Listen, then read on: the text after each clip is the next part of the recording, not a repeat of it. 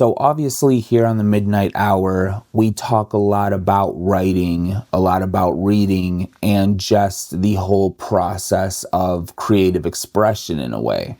And I thought it would be a good idea to make a video about a lot of people who come across imposter syndrome as a writer. And so with that, let's get this right out the way right now.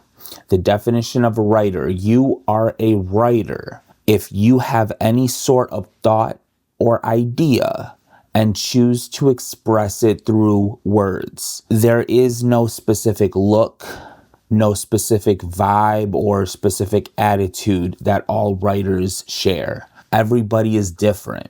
And I feel like a lot of beginners or even, advanced writers will sometimes stumble upon imposter syndrome and just feel like, okay, I should be acting this way and I'm not, so that must mean I'm not a real writer. I should be even dressing a certain way or like speaking a certain way, and because I'm not doing those things, I must not be in that club, and that's just so far removed from what the reality of the situation really is. It's true though that many writers do share similarities, okay? Many do live inside their heads a lot of their lifetime, but everyone is so different. Like we said, the path that led me personally to realize that I was a writer is going to be so much different than your own. And yours is going to be so much different than Stephen King's, than James Patterson's, whoever we're talking about.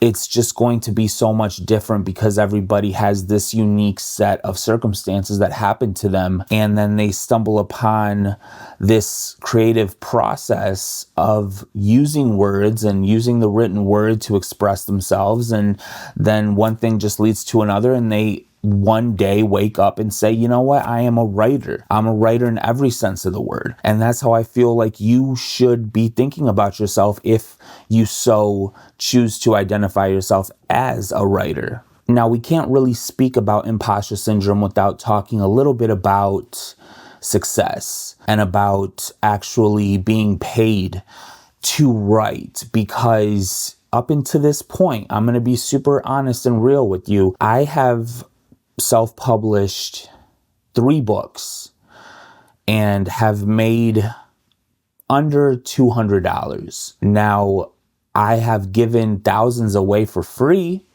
because I was hoping to accumulate some reviews and some ratings. And while that did work out in my favor, the actual bottom line is I've made under $200 with my own self-published books. I've made a few dollars through other channels of writing, but through my own books, that's the reality of it. Now, how should I feel about that? Am I not a writer because I haven't hit like thousands of dollars worth of sales or even tens of thousands of dollars or what have you?